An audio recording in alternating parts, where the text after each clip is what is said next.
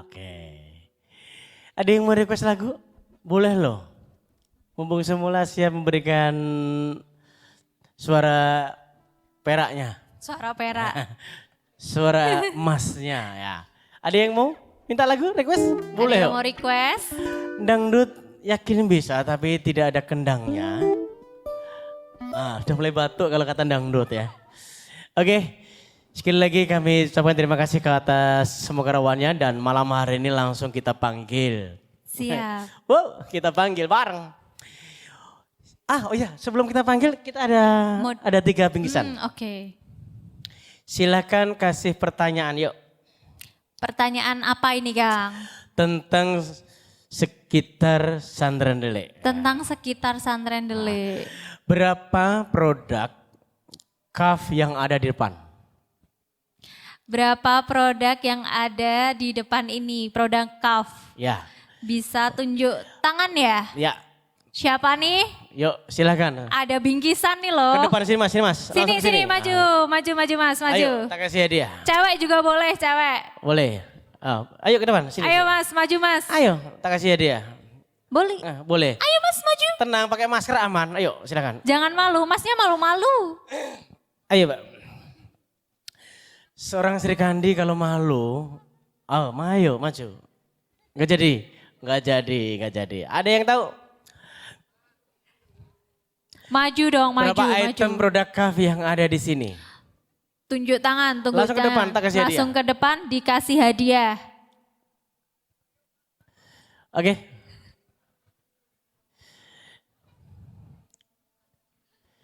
Geng gak ada yang berani? Wah. Gak ada yang berani kan. Aduh, oke. Tadi saya pernah sebutkan, Ketua Yayasan Santri ini adalah Kang Hendy. Nah, saya ingin tanyakan, siapakah MC di sebelah kiri saya? Ayo. Ayo, siapa nama saya? Ya, ayo. Ayo, ke sini ke depan. Sini depan. Ayo ke depan. Yang cowok boleh, ayo langsung ke depan. Langsung ke depan, siapa yang cepat? Tak kasih hadiah. Ayo ke sini. Ayo. Ayo sini. Dapat bingkisan nih loh. Tak kasih bingkisan. Ayo sini, Pak. Oke. Siapa? Dea. Nama MC sebelah kiri saya? Namanya Mbak Ayunda. Oke, kasih satu. Terima kasih sudah mengingat Kok nggak namaku. gitu aja, saya nggak mau tanya nama lengkapmu. Mumet aku, makasih. Oke, tepuk tangan boleh? Dan tadi saya sebutkan, Ayunda adalah MC malam hari ini yang sudah beberapa kali. Siapa ketua Yayasan Santren Dele? Yuk sebut. Ayo maju, kita kasih hadiah. Ketua Yayasan Santren Dele, tadi saya sebutkan. Tadi udah disebutin loh, tinggal mengulang Pernah aja. menjabat sebagai wali kota Semarang. Betul. Cluenya gampang mas. Ayo, berdiri langsung Ayo. berdiri. Tak kasih, langsung ke depan tak kasih Langsung ke hadiah. depan Kak, langsung ke depan. Ayo. Ke depan tak kasih. Sini. Tak kasih hadiah langsung. Silakan. Siapa namanya? Perkenalkan nama saya Halim dari UNES. Namanya? Kebetulan rumahnya Mbak Yunda dekat rumah saya. Oh, Kalau Mbak Yunda kan dari Sambung, kalau saya dari Tungu. sambung tunggu. Tunggu. Harus. Kalau di etan meneh tunggu. Tunggu. Tunggu melu wilayah Kecamatan Karangrayung. Kalau Karangrayung. tunggu melu Kecamatan Godong. Godong. Nah, namanya siapa? Halim. Ketua yayasan? Mas Hendy. Kasih. Oke. Enggak usah lama-lama, langsung kasih. Kita mau berbagi hadiah terus ya. Oke, terima kasih, tepuk tangan dong. Nah, satu lagi. Satu lagi. Ada anak kecil namanya Elang. Nah, biar pergi dia. Udah, langsung pergi dia. Ada anak kecil namanya Elang langsung pergi. Nah, apa nama band yang tampil malam hari ini? Silakan langsung, yuk. Ayo cepetan. Ayo langsung aja, langsung. Iya, silakan, ya. Oke. Siapa Kak? Semula. Betul banget. Kasih langsung kita. Langsung dapat Nggak usah. bingkisan nih. Oke, keren ya malam hari ini. Sekali lagi tepuk tangan semua paling meriah malam hari ini yuk. Ini live banget di Santren Dele dan tentunya terima kasih kepada Tuhan yang Maha Esa ya. Yaitu Gusti Allah dan malam hari ini narasumber sudah hadir dan kita panggil moderator malam hari ini yuk. Oke, moderator malam ini beda ya Kang. Biasanya cewek, ini cowok. Sekarang cowok dan ahlinya branding sudah turun tangan. Nah, oke kita panggil Mas Ikhwan Saifullah. Tepuk tangan. Oke Kang Ikhwan, kami persilahkan untuk ke depan dan juga tentunya bersama Ustadz kita yang paling ganteng dan juga bersama pasangan terindahnya. Iya. Sebagai panutan saya untuk jenjang pernikahan ke depan. Nah, kita panggil Kang Rifkil dan Mbak Yu Imas, kami persilahkan ke depan. Sebelum itu saya akan membacakan profil dari Gus Rifkil dan Ning Imas dulu. Betul ya, sebelum beliau ya. Silakan. Oke, Gus Rifkil atau Rifkil Muslim Suyuti. Lahir di Kendal, Jawa Tengah pada 8 Agustus 1987. Putra dari Kiai Haji Suyuti Mutado dan Nyai Haji Mahmudah. Sebagai pengasuh di Pondok Pesantren Hikmah Kaliwungu, pendidikan dasar dan menengah di Pondok Pesantren Sarang Rembang. Lalu ada pendidikan tinggi di UIN Wali Songo Semarang. Dan untuk profil Ningmas atau nama panjangnya Nimas Fatimatus Zahra, lahir 1985. Pendakwah dan pengasuh Pondok Pesantren Putri Allah Ihsan Lirboyo. Pengisi kajian tetap Suara Muslimah di kanal YouTube NU Online. Wow, tepuk tangan dong boleh ya. Ada mic-nya satu lagi mana tadi Mas Dwi, bisa minta?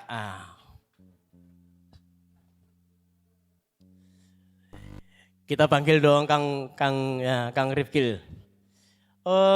Mas Beni, mic-nya satu Mas Beni bisa dihidupkan untuk Cek 1 2 3. Oke. Tinggi atau cukup? Cukup. Oke, kita panggil Kang Rifkil dan juga Mbak Yu Imas untuk ke depan. Allahumma sholli ala Sayyidina Muhammad. Allahumma sholli alaihi. Siapa yang tidak kenal Kang Rifkil? Beliau adalah putra dari Mbah Suyuti di Kendal. Beliau sangat istimewa bab ilmu fikihnya. Beliau juga pernah kuliah di UIN Wali Songo Semarang dan juga beliau pernah sinau di PNDP ingin dapat tetesing ilmu Mbah Maimun Zubair. Betul. Walaupun beliau sendiri adalah putra dari seorang tokoh besar di Kendal yaitu Mbah Suyuti. Waktu dan tempat kami persilahkan Kang Rifkil bersama Mbak Yu Imas. Tepuk tangan sekali lagi.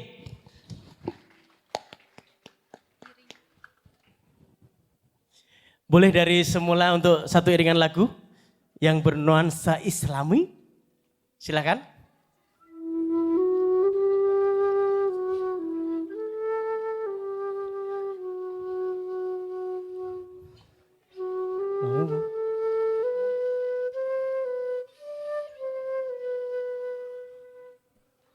Sallallahu ala Muhammad sallallahu alaihi wasallam.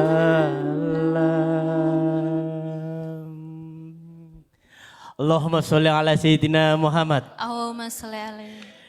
Kang Rifkil, Sugeng dalu Kang. Waduh Kang. Ini pondok paling keren sak dunia Kang.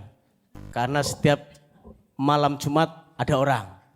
Selain itu hanya orang-orang yang tak tampak.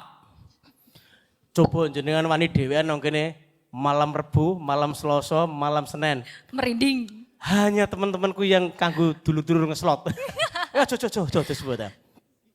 Sekali lagi kita aplaus paling meriah dulurku. Dan saya dan Ayunda tentunya sudah waktunya untuk jengkar. Karena di sini sudah ada moderator kondang Kang Ikhwan Saifullah. Beliau juga habis dari sono. Dari Baitullah. Waduh alhamdulillah Kang. Dongak kayak kenceng. Santren Dele moncer komplit jerit. Nah, dan juga yang hadir mendapatkan berkah manfaatnya. Dan langsung saja waktu monggo Kang.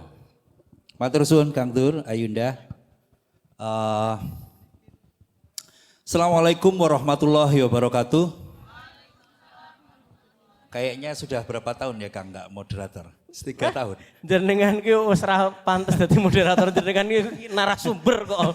Maka malah Kudune barene wis dadi makome kiai malah isih moderator. meneh. Kiai atau dibayar Iya, malah bayar. Izin Kang, Niki Mas, di sini jarang ada panggilan Gus dan Ning. Jadi kita panggil Kang dan Mbak Yu. Setuju? Setuju ya. Jomblowan-jomblowati rahimakumullah. Cek Kang. Hah? Aku ki nak disebut ngono ki mulai-mulai nangis gluluk Kang. Ngono Gimana ya? gagah nang kan mah nangis Kang. Oke, diulang. Jomblowan-jomblowati laknatullah. Aduh, Acur. kesindir. Iki sing jadi kita hari ini nggak akan bahas tentang romansa rumah tangga bersama beliau-beliau ini karena kalian sudah jomblo semua, ora pas tema itu.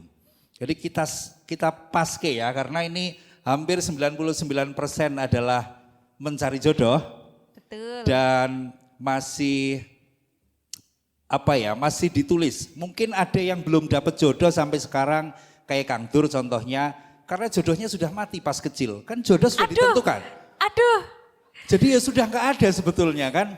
Karena jodoh tidak ada pengulangan lagi. Ini yang mungkin nanti akan kita tanyakan Kang. Waduh. Apakah ada pembaharuan jodoh, reupdate atau riset pabrik sekalian? Saya mau ke Sabar. MK dulu.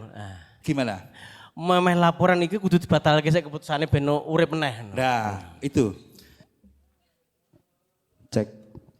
Nah ini yang kemudian tadi diskusi di belakang lah kalau yang datang jombloan-jomblowati. Kalau kita bahas romansa terus tadi sudah ganteng, ayu-ayu, soleh, bawa anak kecil.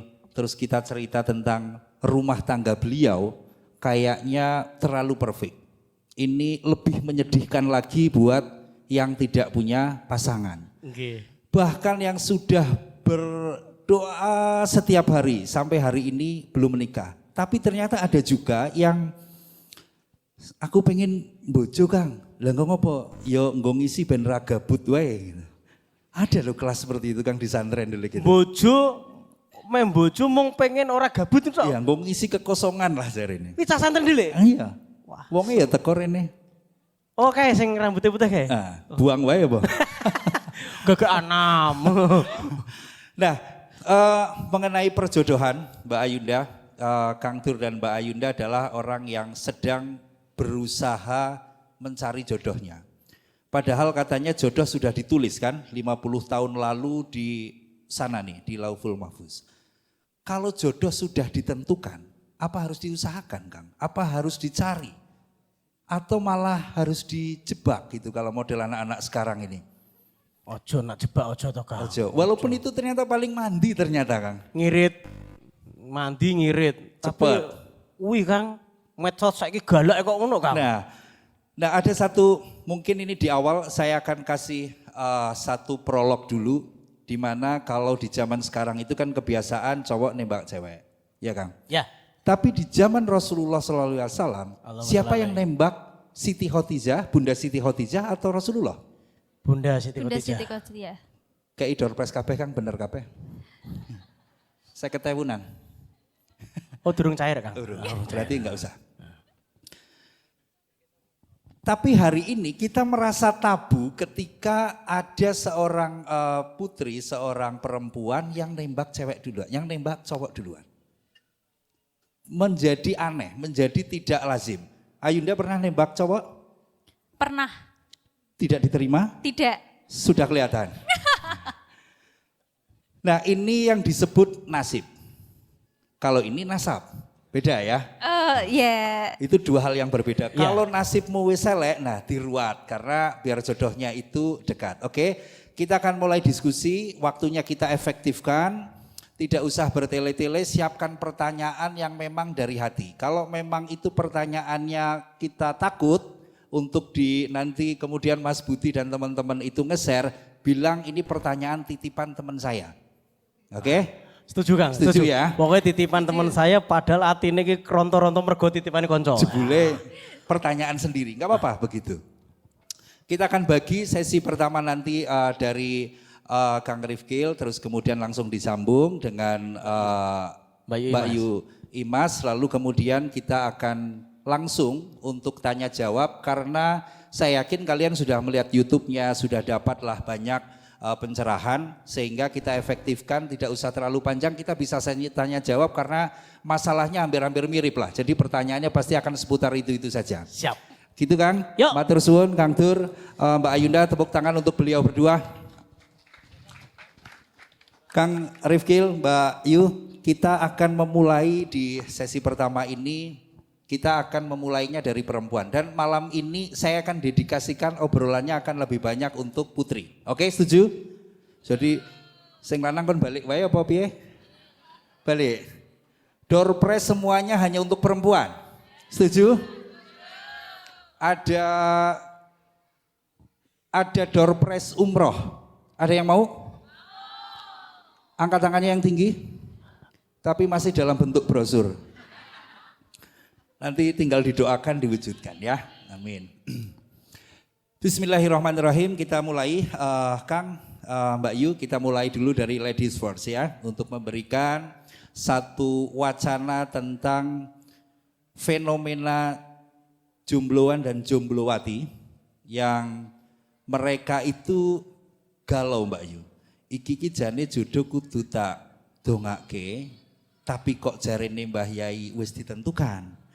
Iki kudu tak telateni tak weani, tapi jarene kok sudah tercatat di sana. Jadi sebetulnya jodoh itu harus dibagaimanakan supaya kita tahu dan mengerti tahap-tahapannya sampai ke sana. Monggo Mbak Yu. Matur suwun, terima kasih atas kesempatannya. Ini sebuah pertanyaan yang sangat menarik. Cuman karena ini perspektif perempuan ya. Saya izin meluruskan dulu ya, karena usia menurut perempuan itu penting sekali. Tadi saya disebut kelahiran 1985, padahal saya 96. Betul, ini perlu kita doakan untuk tidak dapat jodoh aja sekalian itu Kang Durin. Beliau 87, saya 96. Jadi pasangan muda lah ya? Pasangan lintas generasi. Lintas generasi. Kebetulan saya milenial, beliau kolonial. Kolonial gitu ya.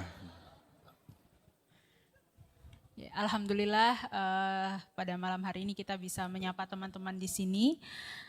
Izin menanggapi dari pertanyaan yang cukup menarik tadi, bahwa jodoh sudah ditentukan, apakah masih harus diupayakan? Kita tahu di dalam keyakinan kita, akidah kita, bahwa qada qadarnya Allah itu meliputi segala macam dinamika di dalam kehidupan kita, termasuk jodoh, rizki, dan juga mati. Lalu jodoh ini logikanya sama halnya seperti rizki. Kalau kiranya kita tidak mencari, ya tidak mungkin datang sendiri. Kalau kiranya kita tidak menampakkan diri, tidak ada mungkin yang tertarik untuk Jadi datang. jodoh termasuk rizki ya? Betul, rizki itu bermacam-macam, bukan hanya tentang nominal saja. Saudara yang baik itu juga rizki, lingkungan yang positif itu juga rizki, teman-teman yang mendukung itu juga rizki.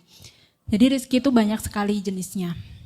Lalu ketika dikatakan bahwa jodoh itu kita harus berupaya meskipun sudah ditentukan. Karena apa? Karena di dalam Al-Quran dikatakan at-thayyibatu lit-thayyibin. Jadi kita itu akan bersama dengan orang yang sesuai kualitasnya dengan kualitas kita. Sehingga meskipun jodoh itu ditentukan, sudah ditentukan dengan siapa, tapi ketemunya itu tergantung kapan kualitas kita itu bisa menarik orang yang sefrekuensi dengan kita. Jadi saya dengan suami saya ini memang sudah ditentukan, tetapi saya ketemu dengan beliau itu apakah ketika saya sudah sampai pada versi terbaik diri saya, atau ketika kita masih sama-sama cupu dulu, yang belum glow up misalnya.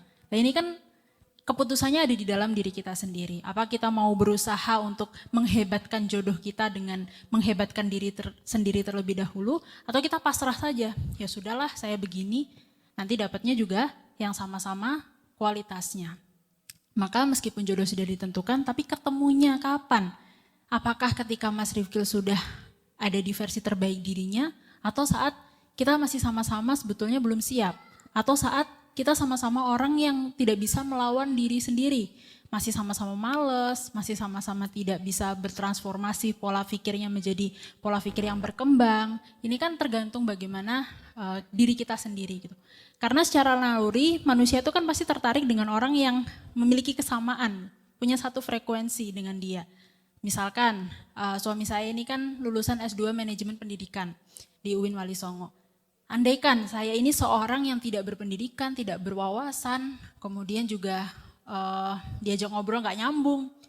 Ini kira-kira beliau tertarik nggak sama saya? Enggak ya. Tapi karena kita sama-sama berusaha dan berproses, tiba-tiba ketemu aja gitu. Jadi harus sekufu dulu atau bagaimana supaya terjadi perjodohan atau pertemuan gitu.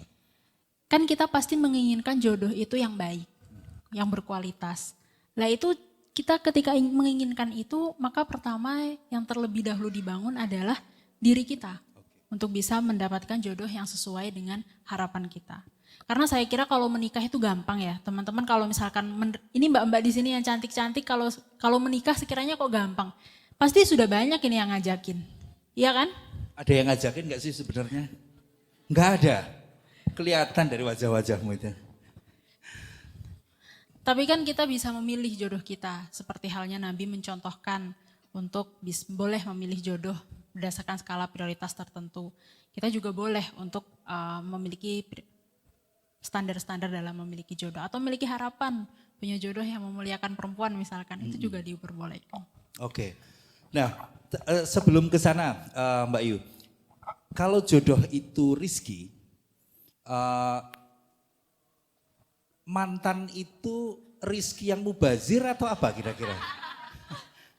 Jadi kan harus jelas jenis rizki yang tidak, kan ada nih sudah mau makan tumpah gitu kan, bukan rizki kita kan. Jadi mantan mungkin tergolong di situ gitu ya. Nah kita akan tahu karena ini banyak teman-teman putri. Jadi kalau di teman-teman putri ini selain tadi memperbaiki diri dan menyesuaikan diri, boleh nggak seperti Bunda Siti Khotijah untuk nembak duluan? Ini karena anak milenial jadi langsung sing jelas-jelas baik gitu katakan. Boleh. Boleh ya? Jelas ya, boleh ya, gitu. Boleh. Dalam kacamata fikih pun boleh.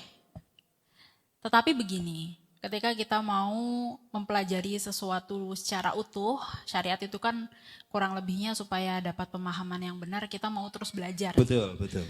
Nah ini Sayyidah Khadijah ketika menembak Nabi dalam artian mengajak Nabi menikah, itu caranya dengan cara yang sangat tidak melukai marwah dirinya sebagai seorang perempuan. Jadi caranya ini enggak nyepam terus misalkan. Atau Nge-DM terus kalian konyol selesai, gitu. selesai itu loh. Sekiranya maksudnya enggak konyol gitu. Jadi harga dirinya tetap terjaga. Harga dirinya tetap terjaga.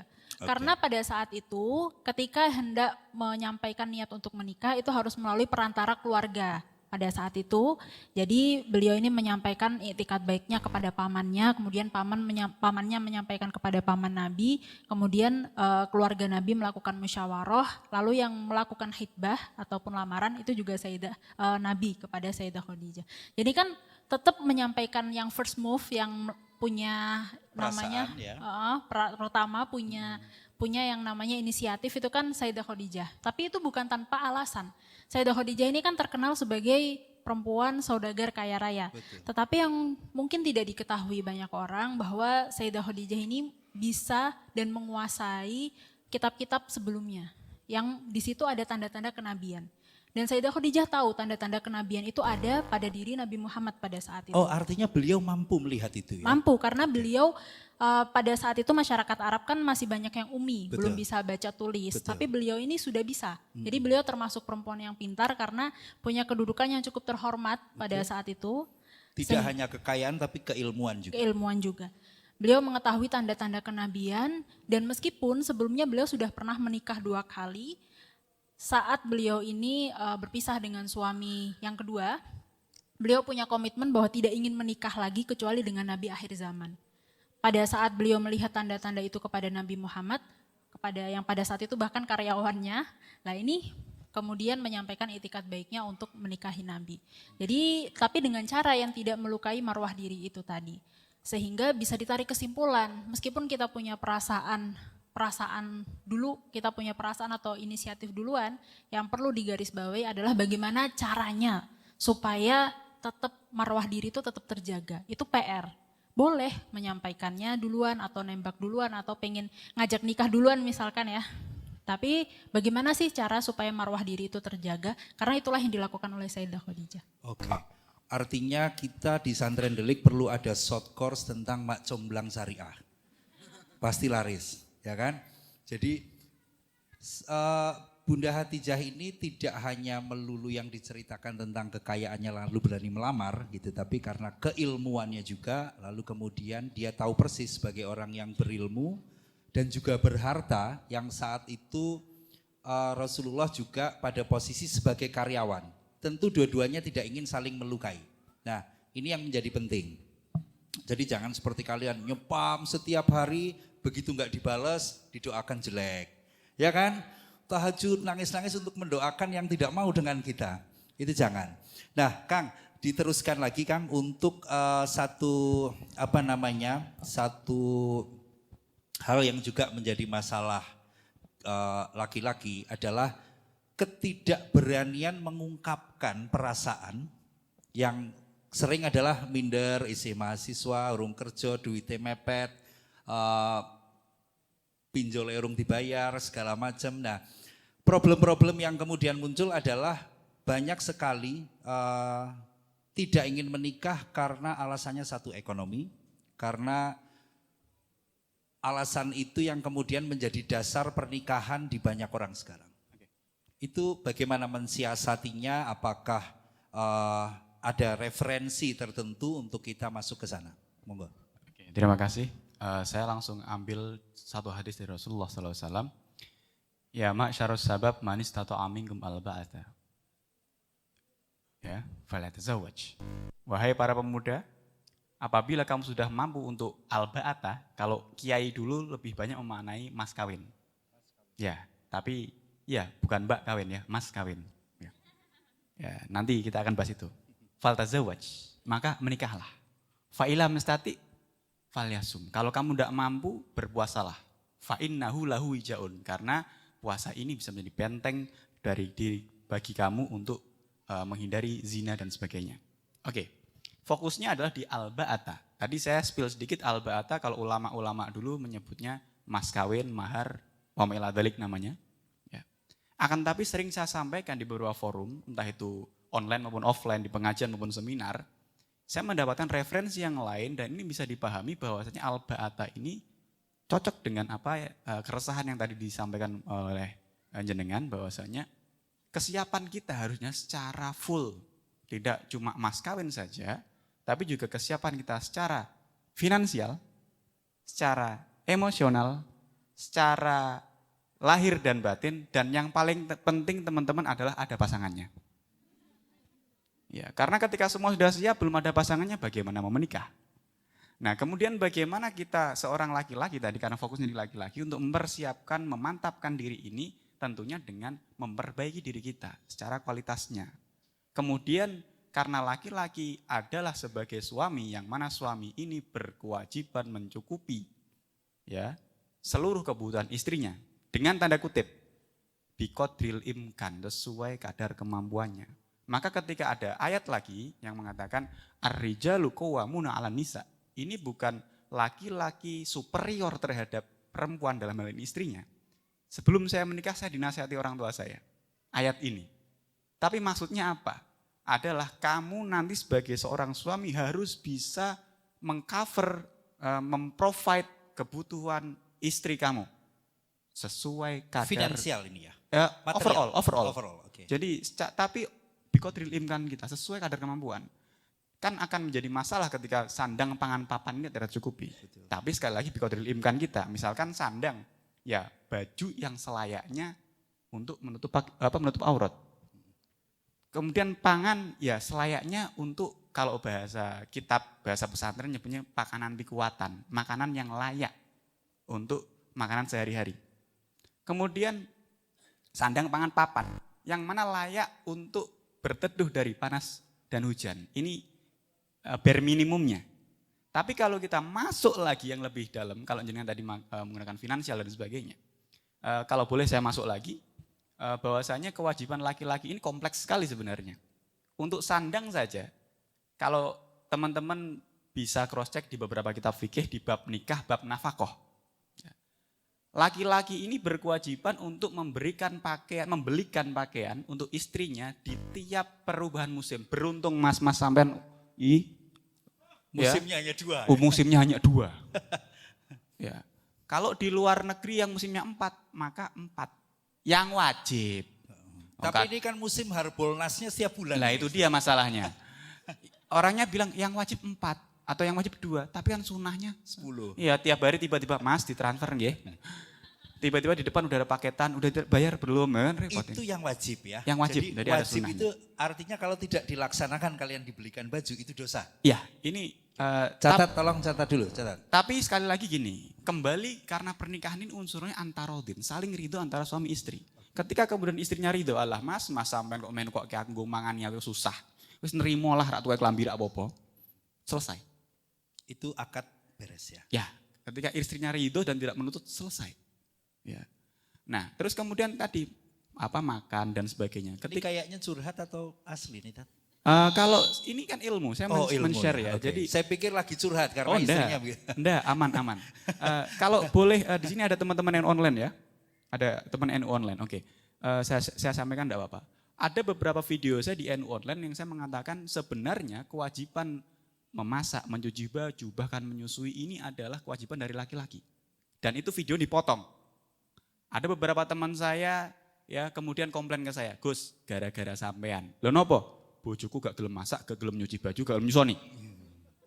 Sing nyusoni bapak Nah, saya bilang, loh ini konteksnya kan ilmu saya bilang. Yang saya sampaikan ilmu, iya benar, tapi ini udah dipotong. Harusnya kan ada. Ketika perempuan ini mau melakukan semuanya, pahalanya lebih besar. Tapi kewajibannya dari laki-laki dan tidak gugur. Kecuali perempuannya mengikhlaskan. Artinya secara tafsirnya adalah bahwa laki-laki bisa menyiapkan mungkin rewangnya atau begitu ya. Yes. Bukan dalam arti sesungguhnya kalian harus mencuci sendiri. Iya, solusinya gitu. Makanya benar untuk menikah ya harus mampu dulu. Ya. Manis tatoa tadi. Jadi kalau memang nggak mau mencucikan ya carikan rewang. Kalau nggak mau mencuci memasak ya carikan tukang masak. Orang sekarang tinggal yang ijo-ijo itu datang sendiri tuh. Nah, betul. Tinggal bayar. Lah susu misalkan kasih sufor. Kalau emang istrinya nggak mau ngeluarin ASI. Ya. Jadi intinya adalah menikah bisa direncanakan tapi saldo juga yang menentukan. Iya, gitu tapi ya. sekali lagi untuk perempuan yang mengeluarkan ASI pun ketika minta ujroh ke laki-laki boleh. Ujroh itu biaya.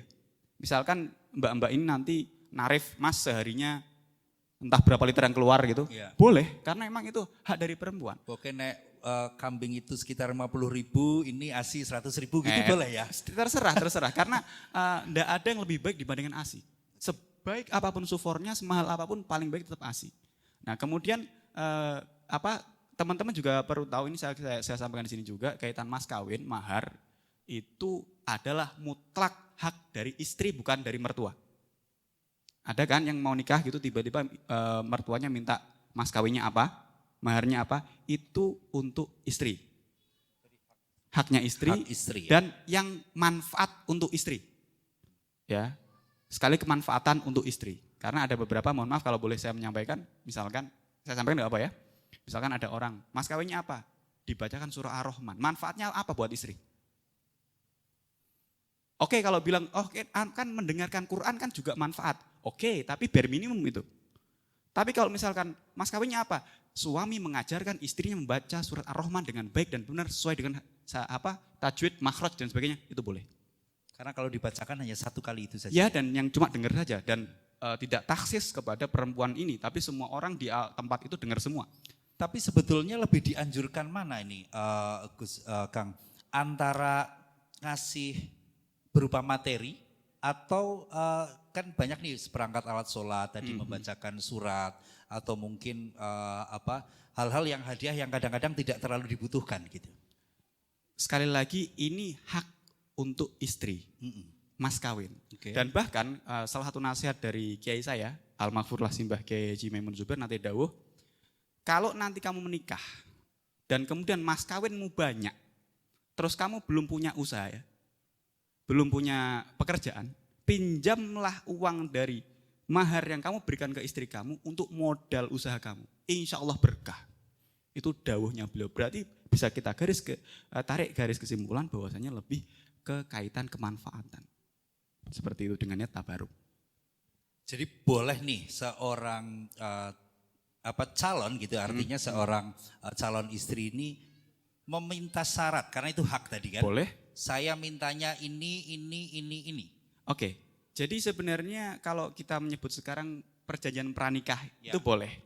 Terlebih untuk kalau jenengan tadi nyebutnya jomblo-jomblo, sering saya menyebut yang lebih manusiawi ya. Untuk laki-laki saya sebut mufrad mudzakkar. Meskipun aslinya maknanya sama aja. Sama. Yang perempuan Lebih mufrad, kejam sebetulnya. iya. Gitu ya. Yang perempuan mufrad mu'annas ini, ya baik mufrad mudzakkar maupun mufrad mu'annas, yang penting jenengan semua tidak menjadi mufrad mabni. Ada tahu mufrad mabni? Jomblo forever ya. Ya. Boleh. Jomblo senior lah ya. Ya. Contohnya siapa? Contohnya adalah Sayyidah Fatimah, putri Kanjeng Nabi. Yang mana sebelum dinikahi oleh Sayyidina Ali karramallahu wajhah, beliau meminta beberapa syarat, salah satunya tidak mau dipoligami. Maka Itu disampaikan di awal. Disampaikan di awal. Sama halnya ketika saya waktu itu, ini based on true story kalau ini, ya. Meskipun beberapa sudah tahu, jadi saya itu pertama kali ketemu dengan istri saya ketika saya uji nyali, Mas. Nador. Jadi saya sebelumnya belum pernah kenal, belum pernah tahu nomor handphonenya, sosial media juga belum follow-followan. Saya datang uji nyali, saya minta nador, kemudian ta'aruf prosesnya sebelum istri saya ini mengiyakan, menanyakan beberapa hal. Salah satunya adalah saya ini berbeda dengan perempuan yang lain, yang mana saya ini sering ada ngaji, undangan ya di luar. Boleh enggak saya tetap melanjutkan aktivitas saya ngaji di luar? Waktu itu saya jawab, enggak apa-apa, yang penting manfaat. Toh kita berdua sama-sama pria dan wanita panggilan, saya bilang. Ngaji maksudnya. Panggilan ngaji ya, pikirannya tekan tinti. Jadi seperti itu. Jadi ini syarat, beberapa syarat lainnya ada, tapi yang lebih ditekankan adalah istri saya waktu itu ini. Jadi diperbolehkan perempuan tadi first move dulu, diperbolehkan pranikah, ada perjanjian, maka pentingnya laki-laki maupun perempuan yang menikah, kembali ke hadis tadi, benar-benar siap dan mampu, karena menikah itu bukan perlombaan teman-teman, tapi ketika kita bertemu dengan orang yang tepat di saat yang tepat. Seperti Tepuk tangan dulu. Sebelum kita ke sesi pertanyaan, yang pertanyaan kalian akan itu-itu saja, saya kembali ke Mbak Yu dulu. Mbak Yu, kita sering sekali mendapat wejangan dalam pernikahan itu, pilihlah jodoh karena hartanya, karena keturunannya, karena rupa atau kecantikannya, dan agamanya. Sering dengar, sudah dengar semua kan ya? Ada yang nggak pernah dengar? Pasti pernah dengar semua. Yang saya penasaran, kenapa di sana ada harta? Dan bagaimana mentafsirkan itu, sebetulnya ini kata-kata diberikan untuk pihak laki-laki atau perempuan? Gitu. Jadi skala prioritas dalam memilih pasangan itu diberikan, waktu itu hadisnya untuk laki-laki, tapi sebetulnya perempuan juga boleh punya syarat apabila dia mau memiliki kriteria tertentu dari calon suami. Dan itu diperbolehkan, nggak apa-apa, nggak masalah. Saya pun sebelum menikah dengan beliau, karena pada saat itu memang di kultur saya menikahnya cukup muda-muda. Kemudian saya punya pemahaman sendiri bahwa saya kalau terlalu muda sepertinya kayak melihat yang sudah-sudah itu kan, sepertinya kayaknya nanti dulu deh, saya mau lebih punya kematangan emosional dulu, yang akhirnya bertemu dengan beliau di saat kita sudah sama-sama paling tidak 80% selesai dengan diri sendiri. Salah satunya adalah tahu kebutuhan diri. Kebutuhan saya, kurangnya saya di mana, lebihnya saya di mana, kira-kira pasangan seperti apa yang saya butuhkan. Itu jadi saya tahu sebelum menikah. Saya ini perempuan yang terbiasa berpendapat.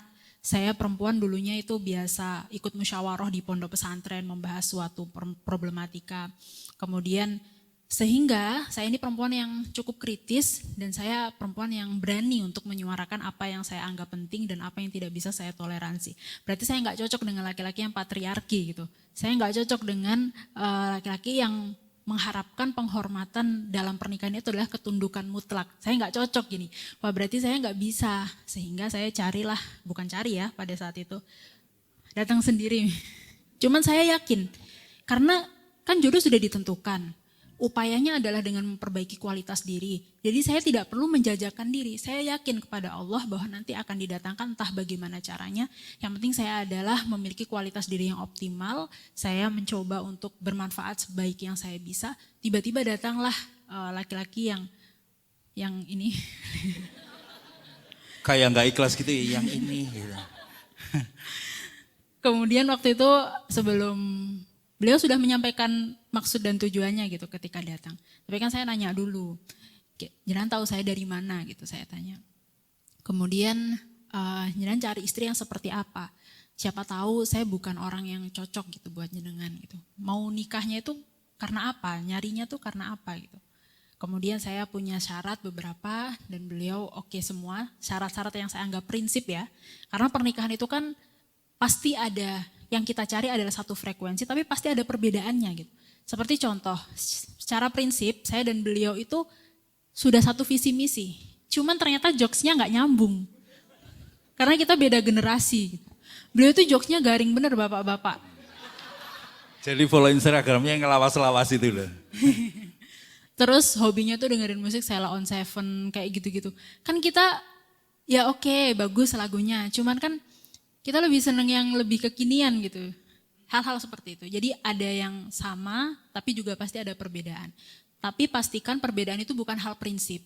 Bukan perbedaan yang sifatnya fatal gitu. Seperti misalkan perbedaan visi dan misi. Atau misalkan banyak hal perbedaan, terutama juga perbedaan keyakinan gitu. Kamu yakin, dia nggak yakin. Kadang-kadang dia lebih nggak yakin lagi. Nah, jadi memang pilihlah seseorang yang memilih kamu gitu. Itu paling penting. Sebelum ada yang memilih kamu, pilihlah dirimu sendiri. Sebentar, Tepuk tangan dulu. Nanti lanjut lagi. Oke, kemudian tadi skala prioritas dalam memilih pasangan. Sebetulnya di dalam Al-Quran tadi sudah disinggung ar-rijalu qawwamuna 'alan nisa. Jadi laki-laki itu memang lebih diberikan qawwamuna, kekuatan lebih dibanding perempuan. Kekuatan untuk memprovide, untuk memenuhi tanggung jawab. Dan perempuan ini berhak untuk mendapatkan nafkah, mendapatkan penghidupan. Nah di sini adalah bentuk keadilan. Karena apa? Karena memang seorang laki-laki, saya ini seorang istri, kita baru menikah dan saya memahami. Beliau itu ketika memberikan sesuatu kepada istri dan anaknya, mampu untuk menjadi seorang provider bagi istri dan anaknya, disitulah letak kebanggaan tertinggi. Jadi beliau itu merasa bahwa wah saya itu cukup baik gitu, saya itu cukup menjadi seorang suami yang baik, yang layak, dan saya itu adalah suami yang bisa memenuhi segala kebutuhan anak dan istri saya. Tetapi perempuan ini semandiri-mandirinya perempuan pasti pengen dikasih, ya enggak? Karena kita tercipta bukan untuk menjadi tulang punggung, tapi jadi tulang rusuk. Dan tulang tulung kadang-kadang. Nah terkadang yang dibutuhkan oleh perempuan itu terkadang bukan seberapa banyak nominal yang dimiliki suami, tapi bagaimana seorang suami itu punya mental penyedia.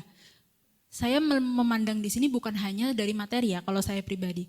Bagaimana cara beliau itu bisa menenangkan diri saya ketika misalkan saya sedang cukup emosional.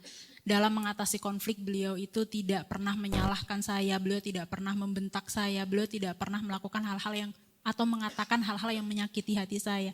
Itu merupakan sebuah kedewasaan yang luar biasa yang dimiliki oleh suami saya gitu. Dan itu sesuatu yang sangat saya syukuri.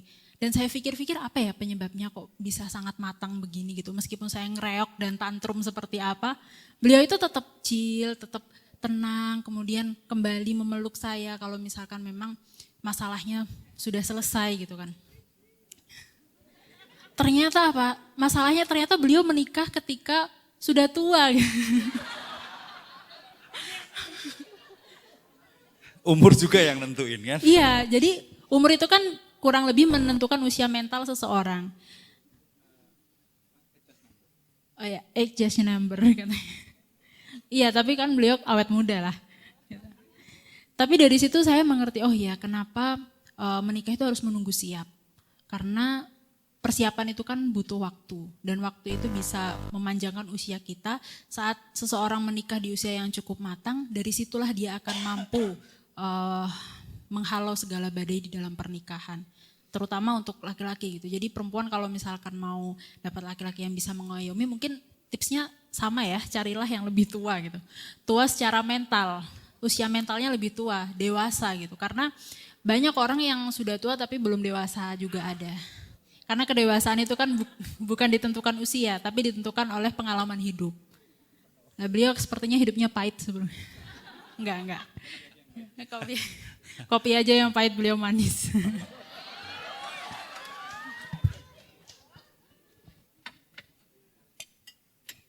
Oke, sebelum nanti kita tanya jawab, ada satu quotes dalam urusan cinta, begini. Terkadang yang tidak bisa kita lupakan adalah yang tidak bisa kita miliki. Benar nggak? Benar. Jadi Mbak Yu tadi kesimpulannya adalah kita itu sebetulnya punya potensi untuk memilih jodoh siapapun dan terus memperbaiki diri. Dan yang paling penting karena sekarang ini kita sering ngomong tentang fisik ya, kecantikan segala macam.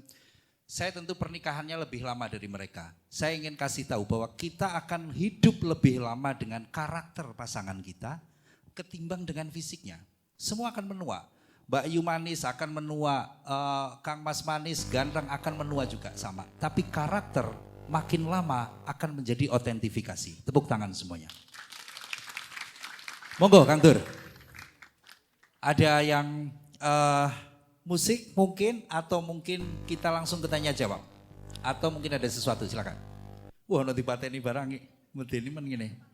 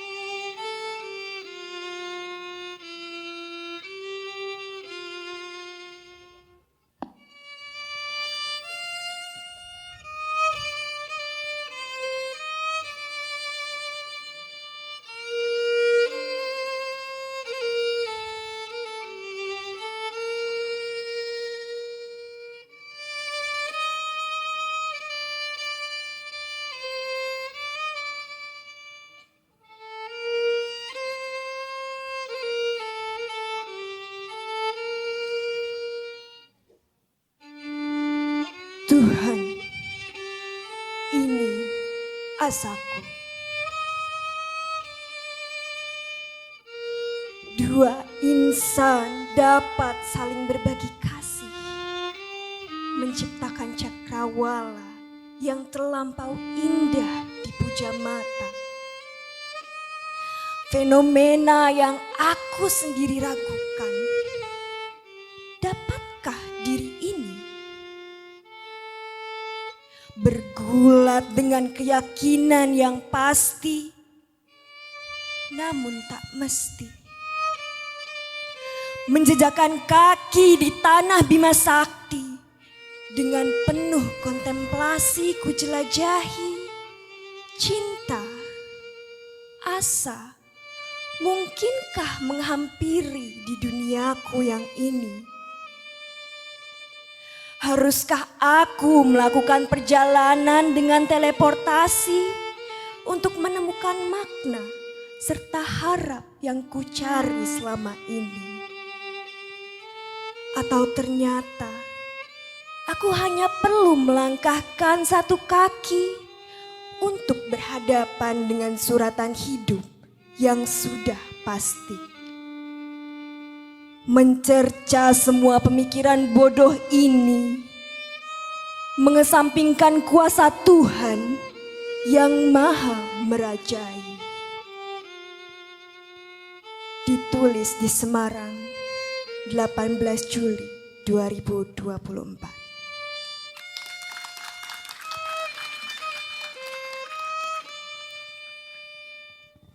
Sekali lagi tepuk tangan dulurku kabeh.